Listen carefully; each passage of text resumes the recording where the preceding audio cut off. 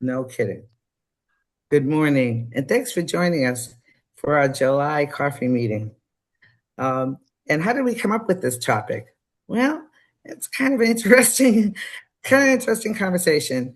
The other day, probably about a week ago, Jim and I were just talking about social media, things like that, and we got into the discussion about things that we saw on the internet that probably shouldn't be there.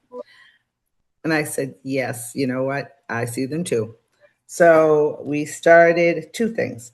One was to make that a coffee topic about confidentiality and all of that. But also, you'll see probably in the next couple of weeks, we did a complete article with a lot of more detail than we're going through here today to talk about the impacts of protecting customer privacy and what should be done and what should be expected of drivers and staff, et cetera. Okay, so if you would be so kind in the chat box to introduce yourselves, just say your name and the company you're with and the city. We can do that while we get this thing started. Um, we do record the presentations, and for those of you, I think everybody is a regular here, but there's a couple of folks that probably haven't been on here. We do these meetings every other month, or at least 4 to 6 times a year, and on a variety of different topics. All of the information is stored on our YouTube channel, and we have 34 different videos from on YouTube on all kinds of topics. And you'll see last month's topic where we had a panel discussion with global partners, and that was a great conversation, and that's posted there too. You can subscribe to the YouTube channel; it'll always let you know when our information is available. Okay, and then after this, you'll get a copy of the presentation as well. All right, so I've got, I guess I'm doing a quick slideshow, and then Jim is going to jump in where necessary, and we're going to try to get some conversation around this topic. Just give me a second here. I have to share my screen. All right, choose what to share.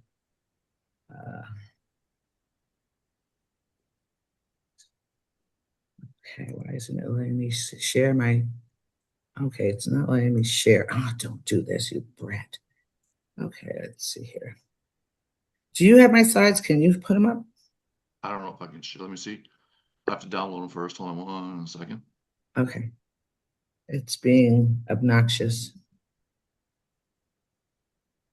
I just I just came from another Zoom and multiple people had issues, with Zoom this morning trying to log in.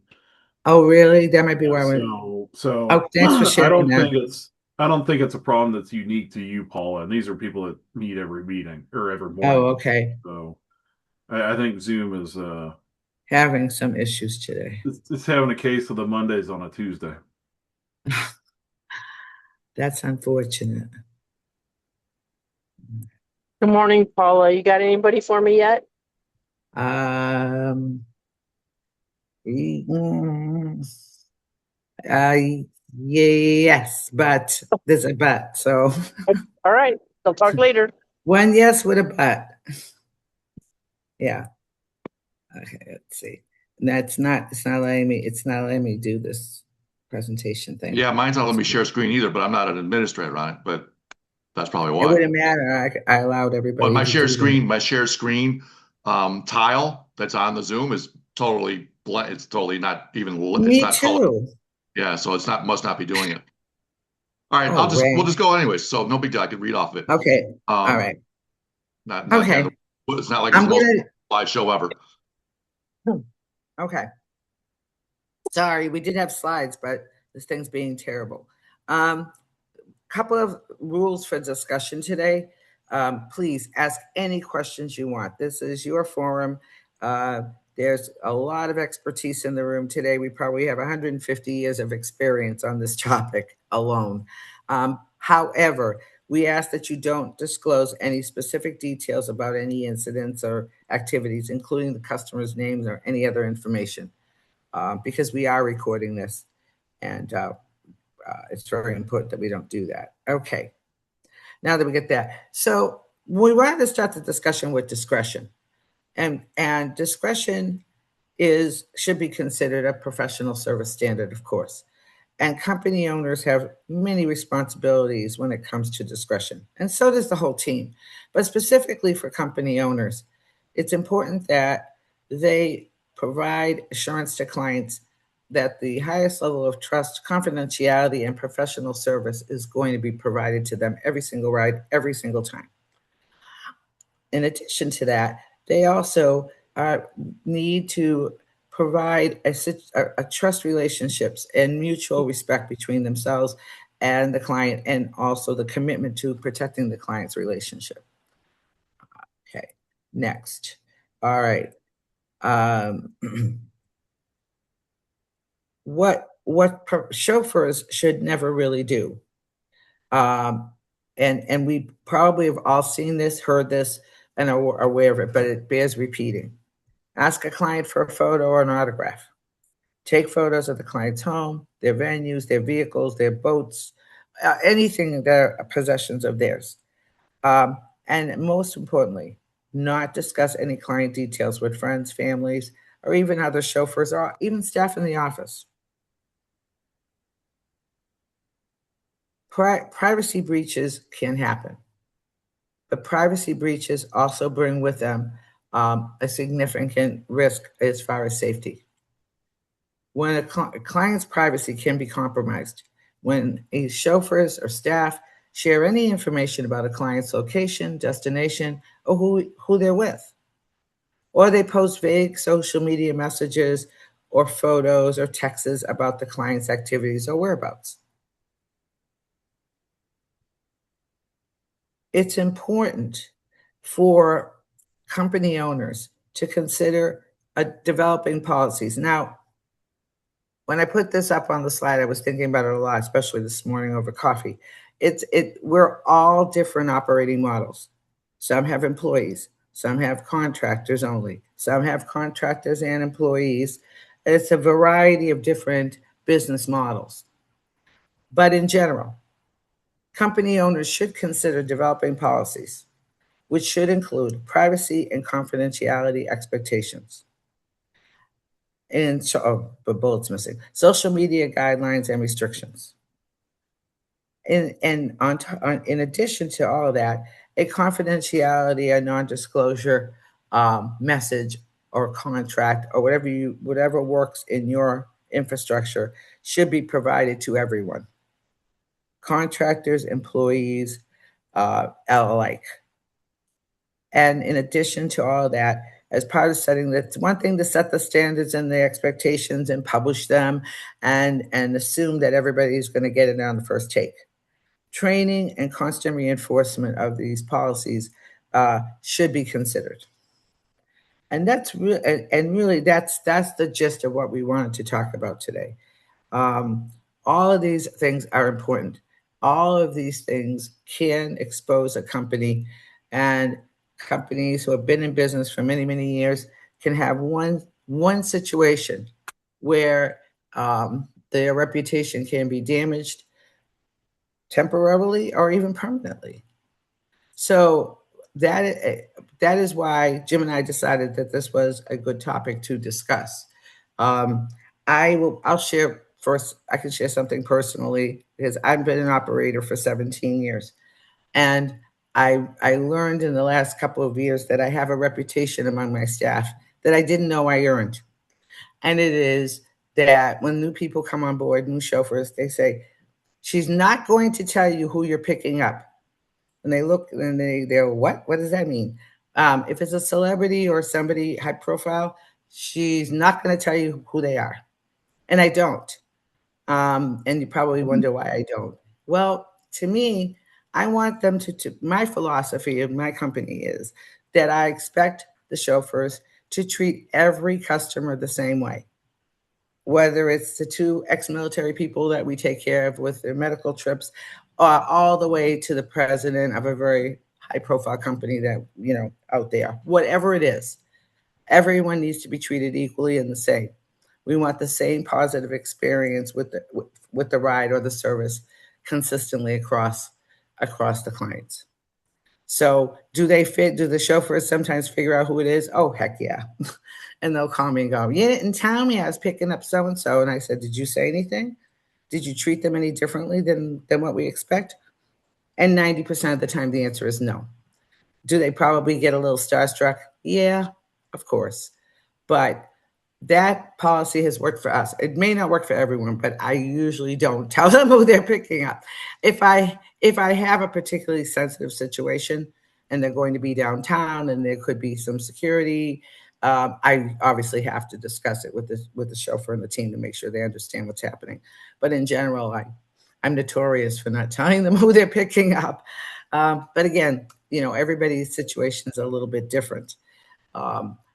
Also, we have a very open door. If somebody is working with a particular client and they're concerned about something that happened in the vehicle, we between us a confidentiality situation where you have to have it. And this again is my position only, and everybody's going to be a little bit different. But it seems in our world, you have to give an outlet to the drivers and chauffeurs and staff, so that if they do encounter something that they are concerned about or weren't very comfortable with, that they can talk to you about it. So we do have that kind of open door, and we do allow them to, if something happened, they want to talk about it. Tell me how they handled it. That's totally fine. But we don't make it's an open door thing. Most of the time, it very rarely happens that they have anything that they're worried about or that came up. But that's how we've been dealing with it for a very long time. Jim, do you want to add anything? Well, it's become more prevalent, I think, in our industry lately, that people are Googling their clients beforehand or the rides to see who they are, or talking about what was said in the car. I know Tim and I do some medical stuff. There's HIPAA requirements regarding that they shouldn't be talking. So all our drivers signed a non-disclosure agreement that we provide, that they are not allowed to disclose information that's either said in the car. They're not allowed to disclose trip information, et cetera, et cetera. I'm not saying, of course, it doesn't happen and people do talk, but with all the requirements, say regarding privacy, HIPAA, et cetera, you got to be very careful in who you're talking to and information, because as much as you think it's a big world, it'll never get back to your client, your passenger, or whoever the affiliate is or whatever. It does. There was someone that posted on Facebook, took a picture with the passenger outside the airport, named the famous passenger in the picture, and also named the affiliate who sent the ride. I'm assuming that the affiliate did not want to know that, that they were named, and that they probably didn't like the fact that their passenger was being, taken a picture of and put on Facebook too. Absolutely. So that, to me, that, if that passenger is a famous person, everybody seems to know you're right, knows where that passenger is, or, whatever. It's just not professional. I've been seeing orders that come over that we do for celebrities. On the order now, it's saying, do not ask for pictures, autographs, do not speak unless spoken to. I mean, they're actually literally writing it on the orders when that should just be standard. And that should be professional in our industry. They shouldn't have to say it, but they're saying it now. There's a saying, loose lips sink ships. And every time I think of it, I giggle, because it reminds me of a story from about 10 years ago. So we had a chauffeur who worked here, and he happened to tell me, he relayed the story, and I know the other driver. They were dealing with customers downtown in Gold Coast. So they had a couple of customers that they generally pick up from this one building. And Joe, we'll call him Joe picked up a customer, and the customer was all happy and excited because he had just bought a $3 million boat. And he's telling him all about the boat, and it's going to be in Burnham Harbor, wherever the heck it was going to be put. And he listened, and he said, well, congratulations, yada, yada, yada. Next day, Joe goes back to the same building, picks up another client. He says, hey, did you know Bob just bought a $3 million boat? And he starts telling him all the stuff about the boat. Now, you would have thought perfectly innocent, conversation. not according to customer number one, who found out that several people knew about his boat and how much he paid for it and all this other stuff that he shared. Now, should the customer have shared all that information? That's a separate debate.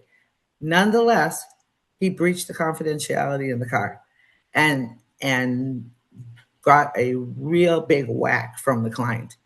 You shouldn't have discussed my personal stuff, blah, blah, blah, blah. Right or wrong, should he mention it?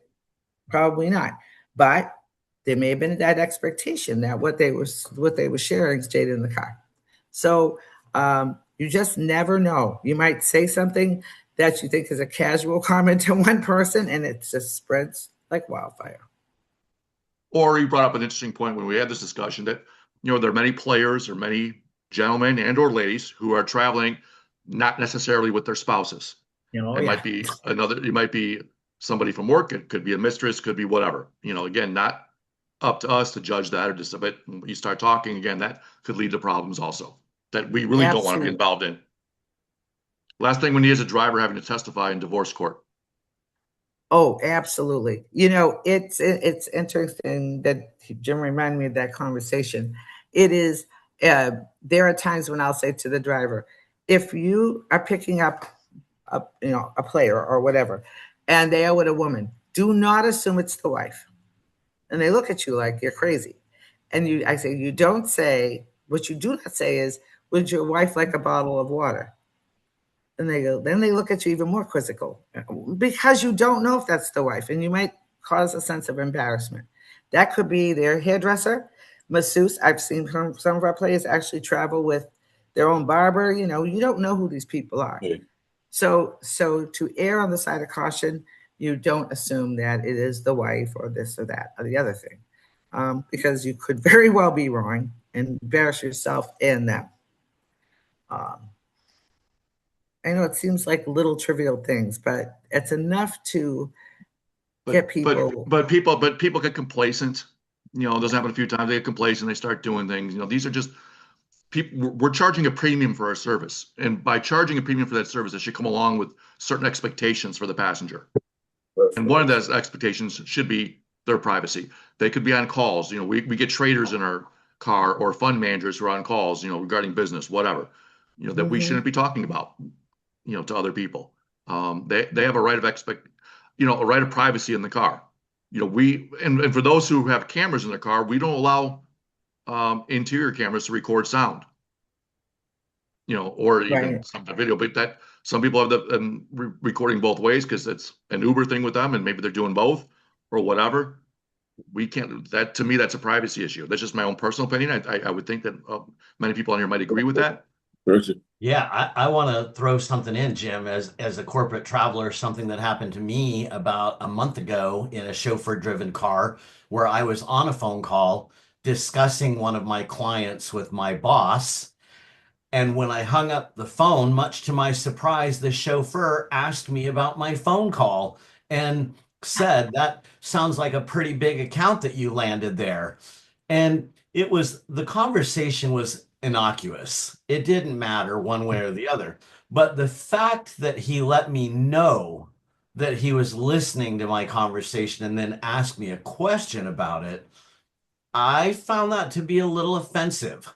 But I didn't say anything to him about it, nor did I tell his company or bosses. But it's definitely not a good idea to reiterate your client's phone call. That's a really good point because prior to this industry, I was 30 years in the health insurance industry. So I was a consultant. I ran the IT departments and all that other stuff and traveled a lot across the country and took consultants with me. And I learned from some of the best consulting firms in the country that when we got in the cab, if we needed to discuss an upcoming client meeting, they'd say, Mr. A, Mr. B. They didn't care that we were in a taxi or a limo. They consistently would, if we were in public, there was no conversation mentioning any of our people, clients, or anything like that. And I think at first first couple of times it happened, I was like, why are we saying Mr. A and Mr. B? Duh. Okay. And now I see it in some of our own our own operators, drivers come back and tell us that sometimes these people are talking about employees in the car, and they're uncomfortable. They don't want that conversation. They don't want to hear that conversation, so they try to shut it out. But there are a lot of private conversations that even on the corporate side of life should not even be happening in a public vehicle at all. So there's two sides to this Well, without we're it. not a public vehicle. Yeah, and uh, that's just my 2 cents on this. Um, There's an old expression in the service business is that, and it's a skill actually that you have to learn. It is to hear without listening. You need to hear without listening. You need to be able to hear what they're saying. If someone is talking to you, you have to have enough awareness, but you have to take yourself out of their conversation. You've got to be focused on what you need to be doing for them at that moment. And I spent 10 years working with Four Seasons hotels. There was never a day that there were not people in there with strong confidentiality needs. And you won't last a second. You wouldn't get the elevator. You'd be sent down the trash chute if you breached those confidentialities for those people as an employee. In that, because that is what we're selling. you know, this is, you want to, who won't listen, at least actively? Waymo. Yeah, right. That's a You want to good drive point. people into driverless cars, run your mouth while you're, instead of doing But they your could be recording it though. job down. And, oh, of course they're recording you, yes, but at least there's a much better appearance of confidentiality. But yeah, so yeah, it's the most critical thing Right, that you we pick up trigger words offer and as an industry. I was as I was preparing for this morning, I was sitting here and I had a good laugh by myself because a lot of times you'll say, well, hopefully the chauffeur won't recognize the person, and that's not always true. But particularly if they happen to be sports figures or basketball players in this hotel, they kind of put two and two together. And so I'll never. We were doing a client for several years in Chicago, and they lived downtown. And sometimes he traveled with the wife, sometimes he didn't. It just depended on the schedule for his games and whatever. But a lot of times they traveled together. And one morning, the driver went to pick up them. They were going to visit family or something like that. And he calls, Paula, there's two limos in front of me. What are you talking about? Well, there's two limos in front of me. Do they have three cars today? I said, no. We developed very close relationships with the agents. So if there were particular plays that we're doing regularly, we had very good relationships with the agents. And so I said, hang on, don't move, stay where you are. I'll call the agent. I called the agent, Bob, hey, there's three cars downstairs. And Tom's waiting for you, for the customers. Do you know anything about the other two? He slams the phone, runs downstairs. I don't know how fast he must have taken the stairs. I don't know how the hell he got down there so fast. And he went in front of the two cars. And they said, I'm waiting for so-and-so and his wife. He said, like hell you are. See that guy behind you? He is the chauffeur on duty. The rest of you better go now. And they were arguing with the agent. I mean, they were giving him a hard time. I'm here to pick them up. And he's like, you are not here to pick them up. And I thanked him, of course, because that's a sensitive situation that I would never want a chauffeur to end up getting into, like, walking up to another chauffeur and saying, "Are you here to pick up, Joe so and so?" It's not the right way to handle it. And luckily, we know, and we have access to the right people, and we made the right call. But you have to remember, you don't want to put your chauffeur in an uncomfortable position either. And I was lucky about the communication part of it because he immediately said, "Hey, something doesn't seem right. Why are these guys sitting in front of me?" So you have a lot of that goes on. And then there's some celebrities that, because they are basketball players, or the drivers and people recognize them immediately. And so we have parked in a lot of interesting places waiting for clients. I do have some rules, though. I won't, if I've been asked a few times on certain events that we go in the alley and wait for someone. I don't know how the rest of you feel about that, but I am still a Chicago girl and Boston girl, and alleys are just a no-no. But we'll do whatever else they ask. Now, if they give us security to sit in the alley, yes. But generally, we stay out of any place that could be. Also, we worry about the safety of the person coming out as well. If you know, and we've had situations where we had one a few years ago where a singer was she was not known at the time, but she was traveling the circuit, as it were, going to different lounges and singing.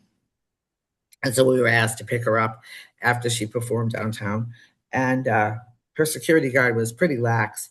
He got in the car before she did, which is a big no-no. And somehow or another, they said, wait in the alley. Driver calls me, you know, they want me to wait in the alley. I said, I'm not too happy, but I keep the engine running. So they get her in the car, they get the security guy in the car. All of a sudden, probably 40 kids, young people, start running toward our SUV. They don't just run toward the SUV, they climb on the SUV.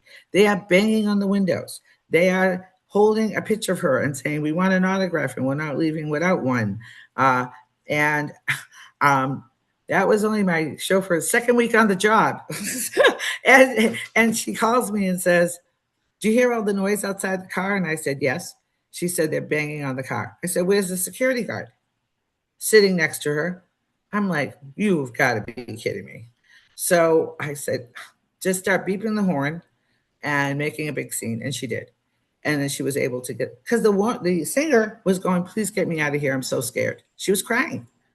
And my chauffeur's like, I don't want her to be any more upset. So you're right. Let me do that. So she started beeping the horn. And I said, don't move, because if you hit one of them, I'm going to have a problem. So eventually she landed on the horn long enough. Another security person came out and helped us remove everyone. The next day we show up at one of our affiliates' garages, and he looks at my car and he said, what the hell happened to your car? There's 10,000 handprints all over the car. And I said, this was for your client, and your the fans climbed on the car, and he never saw anything like it. And he washed and detailed our car for an hour. But I mean, I bring that up because I think one of the attributes that I always look for, and I'm sure a lot of you do, is the fact that you bring on individuals who can think on their feet, because there's going to be situations where you aren't there and things come up real quick, and they have to be able to make a decision that's sound and represents you well, but also protects them and the customer. And that those things do come up. I can relate one more where we had a celebrity and we were taking him cross state lines. And he is I won't say much about him, but he's an individual who tends to wear dresses and things like that. He's a bit flamboyant, very nice guy. They're on the road, and it's middle of the night, and the driver said, of course they need to use the restroom. Driver thought about it for a minute and said, you know what? If I bring this gentleman to a restroom, he might get attacked in there because of the way he's dressed. Quick thinking on his part, drove another few miles and said, you know what? I don't like these rest areas. I'm going to find a restaurant. Took him to a restaurant where he could walk in with him and use the facilities and walk out. Now, would most people think about that? If somebody said, I just need to go to a rest area? Probably not. But it's the kind of quality you need to look for in a driver, that when you're not there, that you can trust that they are going to do the right thing for the customer, because you can't be with them 24/7 when they're doing a ride. Those are my 2 cents, 4 cents. So anybody else want to share anything or ask questions? This is your time. I think we've given you enough fuel here. And this goes with sharing information with other drivers. I was giving a driver a ride once, and I've given him all the information, and he forgot to hang up the phone, and he's in the driver's lateral hair, and he proceeds to tell everybody the ride I gave him while I'm still on the phone to this group of other drivers. This is, by the way, after he already signed the non-disclosure agreement, and I'm still listening. And then he got back on the phone and said, and he heard me. I said, remember that ride I gave you? Just, forget about it now. And we suspended him for a month because of that. You don't disclose my information to other drivers, whatever. It's just, it's just stupid. for so many reasons, So, let alone protect them. Go ahead, Tim. so one of the things that I have implemented, and this comes from dealing with large events with multiple celebrities. Okay, specifically like the Comic-Con type conventions. Okay, Correct. where we've had instances where people are trying to figure out the schedules, the arrival schedules, the departure schedules, where the celebrities are staying by calling around to various companies and saying, I am the manager of, and I'm just using Robin Williams because he's no longer with us, but I'm the manager of Robin Williams, and I need to verify all the details. So please tell me the flight information, where he's going. Please confirm that. They won't provide any information like, oh, he's arriving on Delta 1234 at 12:30 in the afternoon, going to the Hyatt, whatever it is.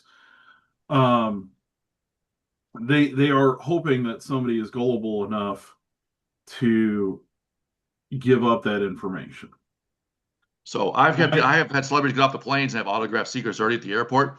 The celebrities are convinced, and so am I, that somebody at the airline is leaking that information.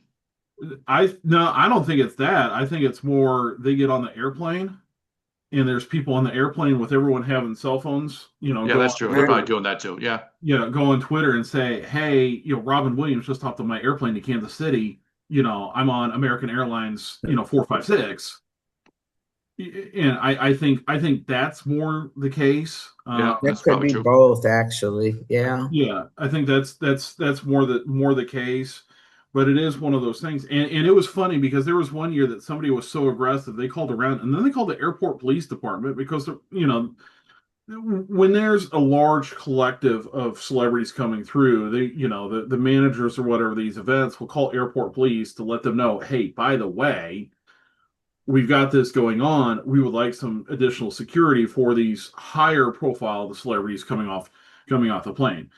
And this in this particular case where they were trying to figure out who it was, and I just chose Rob Williams. I have no idea who it was that they were trying to get the information on a number of years ago.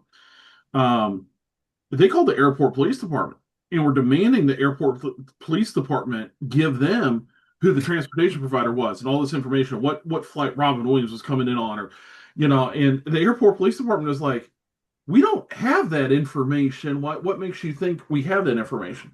But with that, I have actually taken from that situation, have taken the instant, have taken it further where I do some weddings and I will have people that will call in. I am the wedding planner for Jim and Anna getting married on Saturday. I need to go over the details to make sure that everything's in line. I'm like, well, do you have a confirmation number? But there's information that I have, and I tell the people that are booking this, if somebody is calling to verify, they either need to call from the booking number, they need to call from the number of the passenger, or they need to have the confirmation number before I am able to provide any sort of information whatsoever. If you don't have the confirmation number, it's not that. It's just because for me, my big concern is that there might be an ex-girlfriend who's pissed off that somebody that she fell in love with is getting married and is trying to do whatever she can to tip the apple cart for that wedding.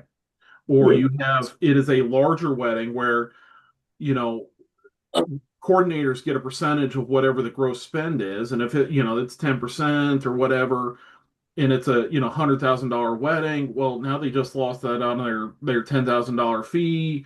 I want my $10,000. It went to somebody else. I'm pissed off it went to somebody else. So I'm going to act like I'm that wedding coordinator because I didn't win that business, and I'm going to start canceling. I know that through the knot and whatnot, you can search names of people and say, oh, what day they're getting married. So if they're getting married on July 14th, it's real easy to find a not page that gives a lot of information. And well, I'm going to sit there and start, disrupting the apple cart and calling the venue and changing things and calling the hotels that people are supposed to stay at and canceling rooms or calling, trying to call the limo service and, and make the limo show up at, an hour and a half later, cancel it all together, so on, stuff like that. So you do have to be very careful about how much, you think everything's okay, but, you need to set some safeguards in place on the phone. Just by the way, at O'Hare, if you call the police at O'Hare for an escort to the gate, they won't do it unless there's a credible threat to the target, whoever it might be. Yeah. Yeah. I've tried that before, but with two Oh. former clients, and we got one of them covered, but not the other one.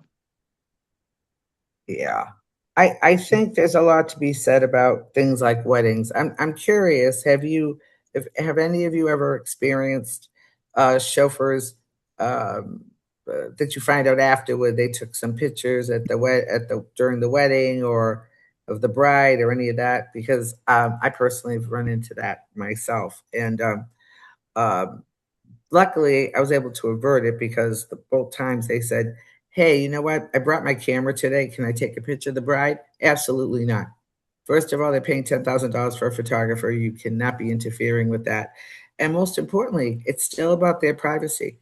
And I had actually had two photographers and a videographer on my team at one point.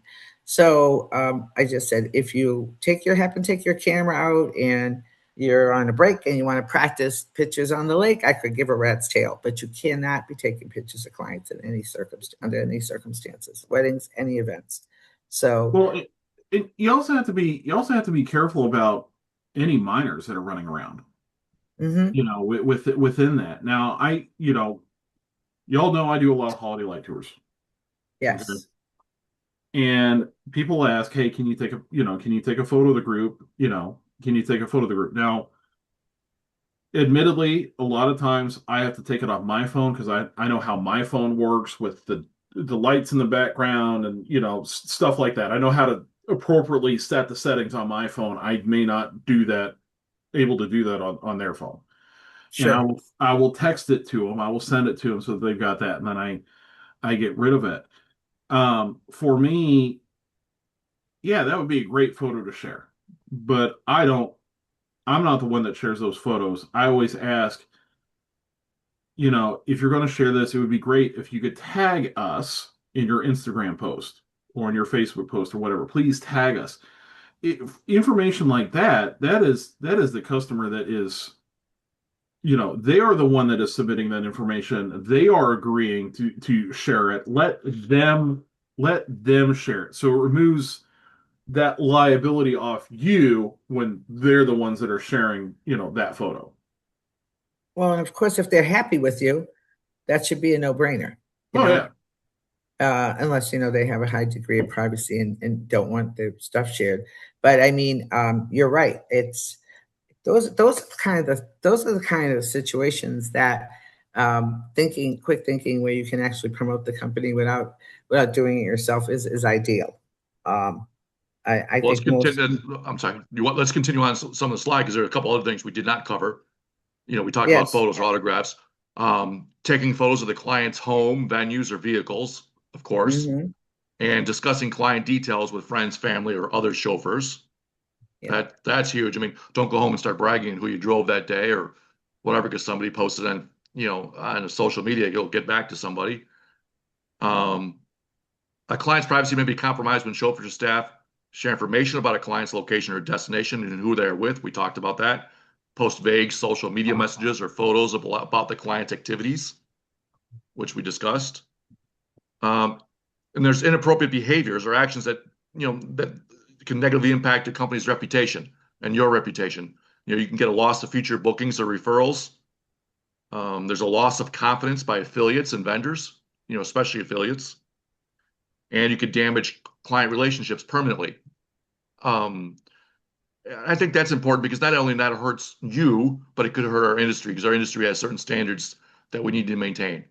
And I think it's important that we all maintain that for the better of the industry because if we don't, we're no better than the cab driver or the Uber driver to some degree. And we need to hold ourselves to a higher standard for the premium rate that we're charging. And there's a lot of options a lot of competition out there for clients to take. You're just trying to help them stay with your clients, stay with you, and not move on somewhere else or your affiliates by this happening. So you consider developing policies which include privacy and confidentiality expectations and social media guidelines or restrictions. I think that's important. A non-disclosure agreement, and then training and reinforcement. We train and reinforce it in our chauffeurs all the time. They do sign a confidentiality non-disclosure agreement. I am going to add, now that this was brought up, some expectations regarding social media restrictions or guidelines. Knock on wood, it hasn't happened to us yet, but I'd rather get it out there in the beginning than at the end. I'd rather be a little bit proactive about it. Mm-hmm. Most people, some people have called to ask permission, and I just say no. So, it's happened once or twice, and thankfully they did that first before doing something, which I appreciated. But it should still be common knowledge. It's taught in the chauffeur class, chauffeur training class. People take the test and then forget about it the next day. Just like and the minute they get out there in the field. So this needs to be constantly reinforced.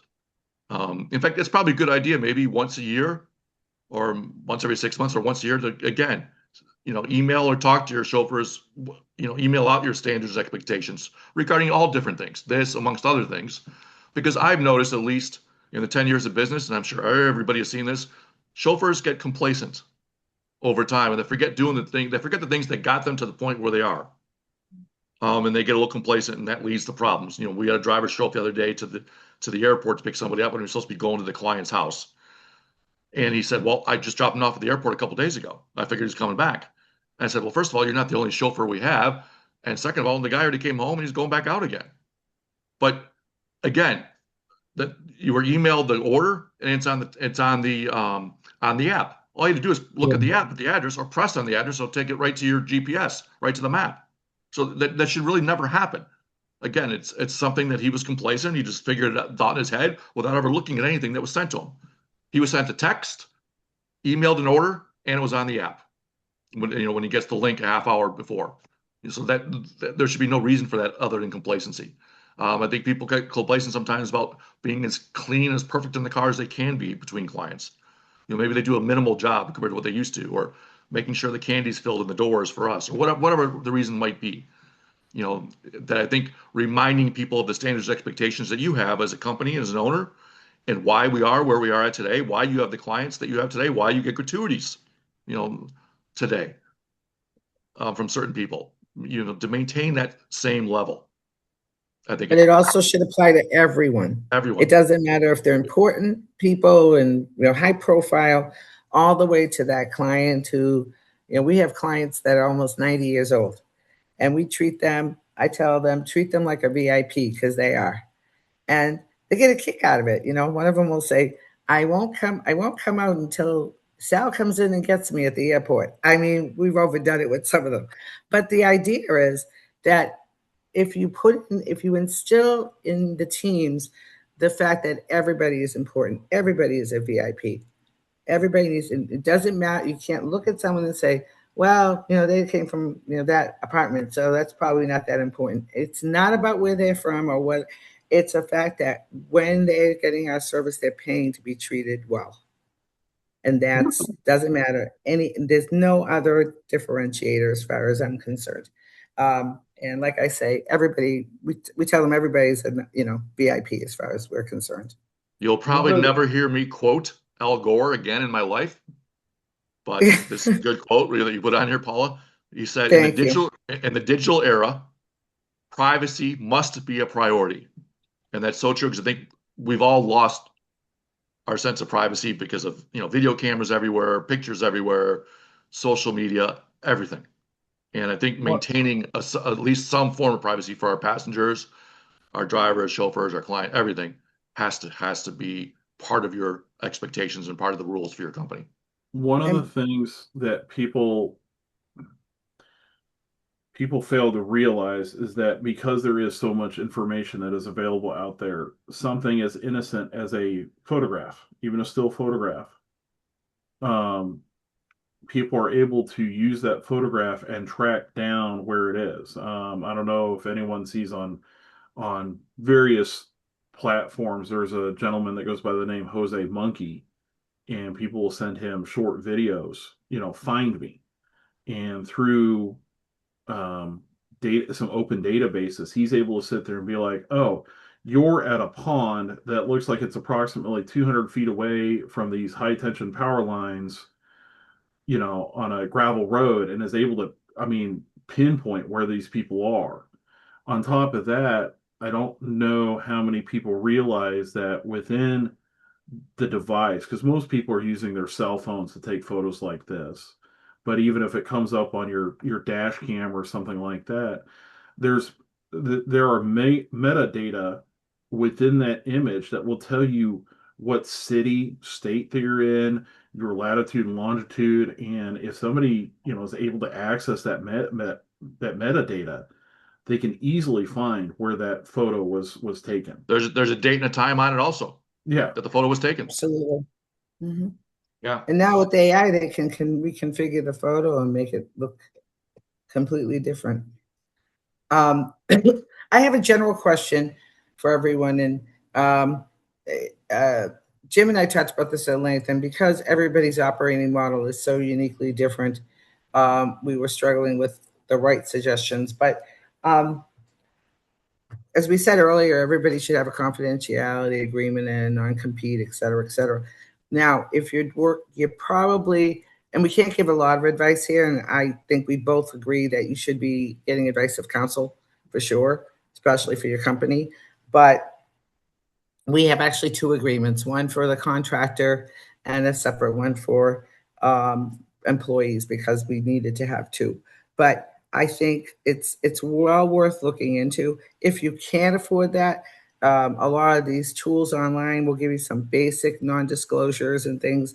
And at a minimum, especially if you're working with newer operators or independent operators, it doesn't hurt to have them sign something.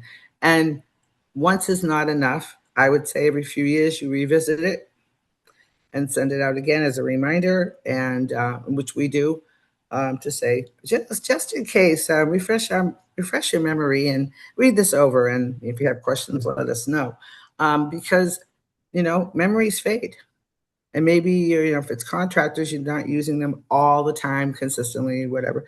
And you want to make sure everybody knows the rules of the game with you have not changed. And they are working with so many other people. It is possible that they may forget. So again, you probably should get some advice on that for sure, and follow through with some kind of documentation. It's very, very important.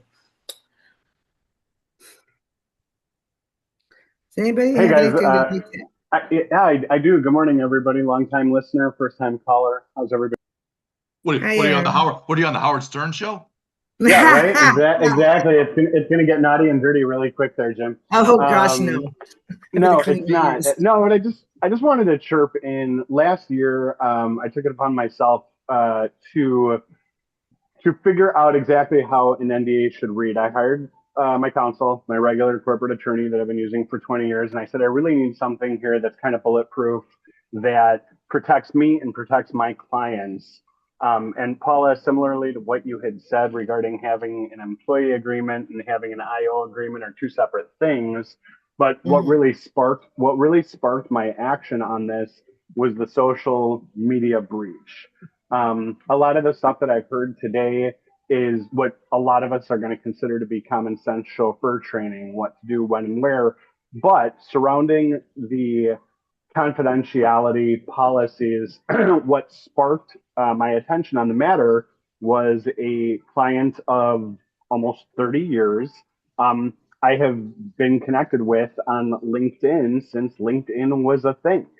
And Wow. much to my surprise, and this was like third quarter last year, he had put up his company had put up a post with some accolades for some of their team members, and one of my chauffeurs had liked it, and it was an IO chauffeur. So I don't want to sound possessive about it, but an IO had liked it, and it occurred to me I had nothing in place to express to the IOs and even to the employees that social media with a client is a faux pas, and it can't be done. So, Paula, you had made mention about incurring the expense of hiring an attorney to get it kind of ironclad, but the amount of details that go into the NDA and the additional portions of the NDA for confidentiality are pretty rigorous. But I highly encourage anybody to do it. I think any IO that wants to continue to represent your company is going to be more than happy to sign it and read it and understand it. Because when you make it black and white and cut and dry and explain this is the situation, you just can't do this. And we did include a section on it regarding recording and photograph and all of the things that it seems so common sense to some of us that it's just a no-no. But at the same time, I think most of us have been in the situation where we ourselves have gotten behind the wheel of a celeb or a politician. And we know the giddiness that comes along with it. We just know how to respond appropriately without having to be told. So, Jim, your point about doing a review every 6 months, I took that to heart. I wrote it down. That's going to put us at August, next month, that I'm going to have to revisit with everybody and say, hey, I just want to make sure you guys are still aware that this exists and you've signed it and you've got to abide by it. There's really not too much that I was able to formulate with my attorney regarding recourse because once something is done, it's done. I mean, recourse is you don't work for us anymore. You don't represent us. That's pretty much it. Yeah. Yeah. So there was also a lot of language that we put in regarding communications with a client from our behalf outside of the scope of what the job was. Even if it comes down to a lost cell phone in the back of a car. Drivers shouldn't be answering phone calls from clients post-job, nor should they be calling them.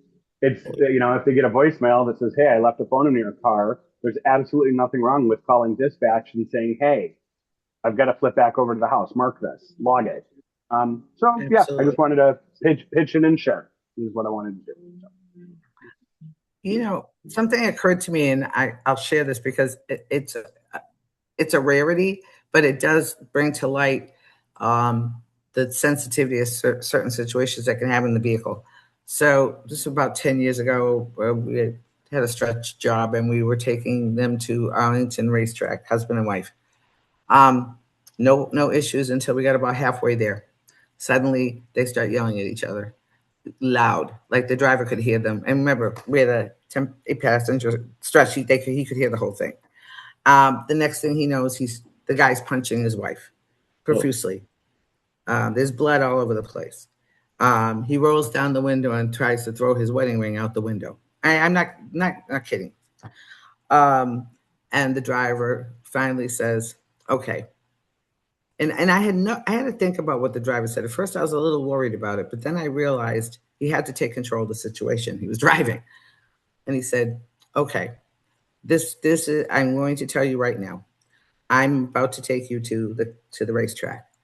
And there will be no opening the windows, no screaming, no, please just relax, enjoy the rest of the ride, and I'll get you there right away. Because they were literally, there was blood everywhere in the car.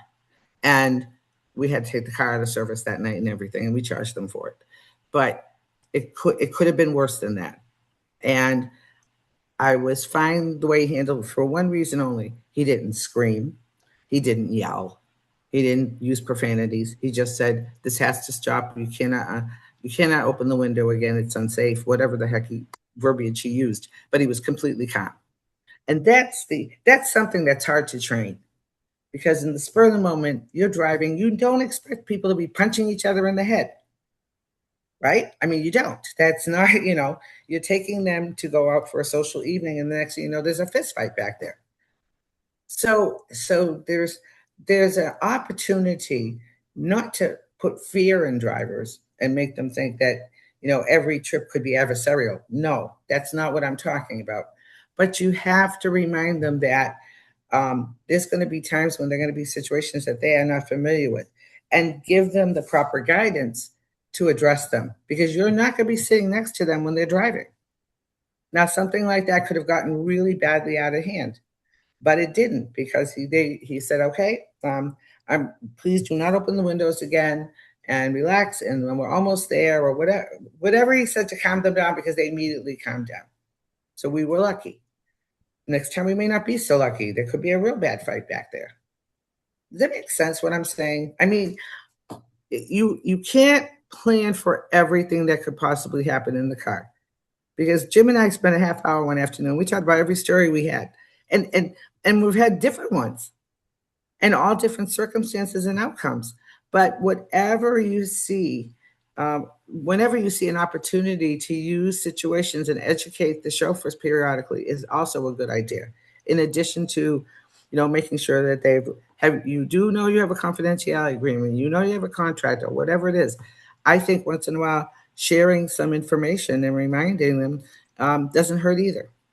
So if you're not having team meetings, things like that, we haven't been. We used to do weekly blasts and stuff, and I'm a little bit remiss, and my manager is going to start doing them again.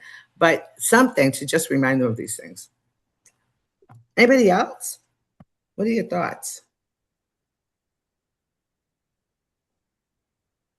I mean, we have any questions? Well, that was easy. That was easy. Why was that so easy?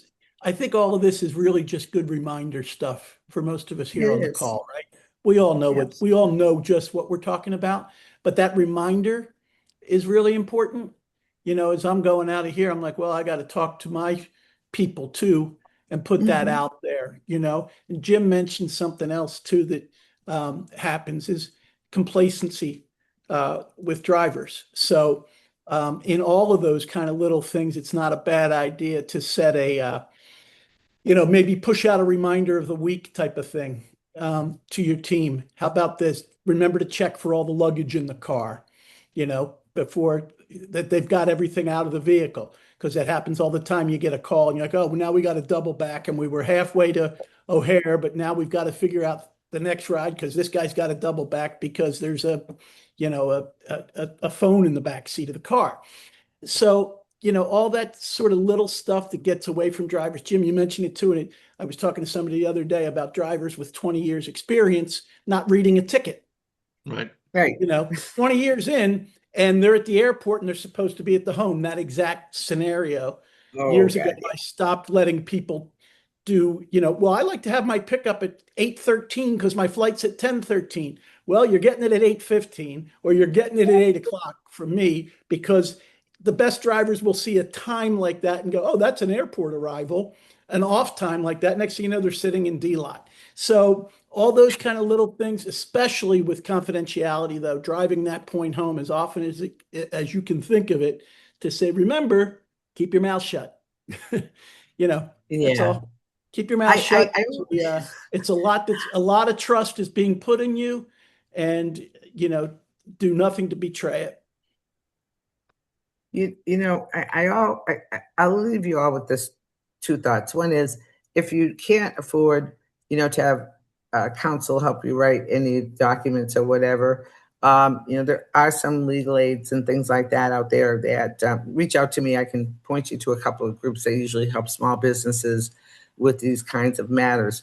But also, I think that what we touched on was just so incredibly important today.